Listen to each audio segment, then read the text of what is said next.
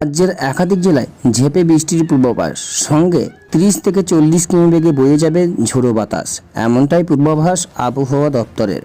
তো বন্ধুরা, আজও রাজ্যের উত্তর সহ দক্ষিণ কলকাতার কোন কোন জেলায় হতে চলেছে এই ঝড় বৃষ্টি, এ বিষয়ে হাওয়া অফিস কি জানিয়েছে বিস্তারিত জানিয়ে দেব ভিডিওটির মাধ্যমে। জানতে হলে ভিডিওটিকে শেষ পর্যন্ত দেখবেন। ভিডিওটি ভালো লাগলে লাইক করবেন।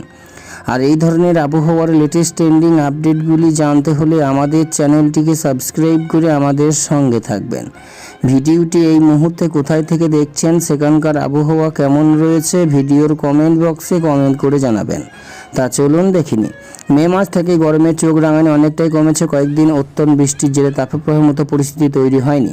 এদিকে ইতিমধ্যে রাজ্যে প্রবেশ করছে বর্ষা। আগেই বলা হয়েছিল বৃষ্টিতে ভিজতে পারে উত্তরের জেলাগুলো, এবার দক্ষিণে নিয়ে সুখবর শুনিয়েছে হাওয়া অফিস।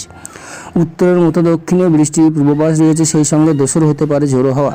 ফলে এক ধাক্কায় তাপমাত্রা পারদ অনেকখানি কমে যেতে পারে।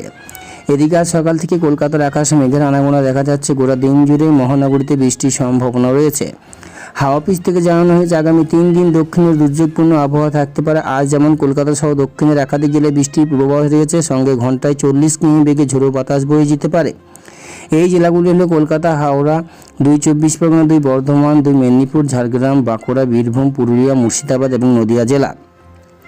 রবিবার বৃষ্টি হলেও আজকের পর থেকে তিলোত্তমার আবহাওয়া উন্নত হতে পারে। তবে আগামীকালও রাজ্যের একাধিক জেলায় ঝোড়ো হাওয়ার সঙ্গে বৃষ্টিপাতের সম্ভাবনা রয়েছে। সেই সঙ্গে জেলাগুলি হলো 2 চব্বিশ পরগনা, 2 মেদিনীপুর, পুরুলিয়া, ঝাড়গ্রাম, নদিয়া এবং বাঁকুড়া। আলিপুর আবহাওয়া দপ্তর জানাচ্ছে আগামী মঙ্গলবার অবধি দক্ষিণে দুর্যোগপূর্ণ পরিস্থিতি থাকবে, অর্থাৎ ভোট গণনার দিনও বৃষ্টিতে ভিজতে পারে দক্ষিণের একাধিক জেলা। সেই দিন 2 চব্বিশ পরগনা, 2 বর্ধমান, বীরভূম, নদিয়া, মুর্শিদাবাদে বৃষ্টিপাতের সম্ভাবনা রয়েছে। সেই সঙ্গে ঘন্টায় 40 কিমি বেগে ঝোড়ো বাতাস বয়ে যেতে পারে।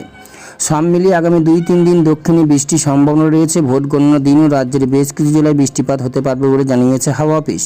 বৃষ্টি কাটিয়ে আবহাওয়ার উন্নতি কবে হবে সেটাই এখন দেখার বিষয়।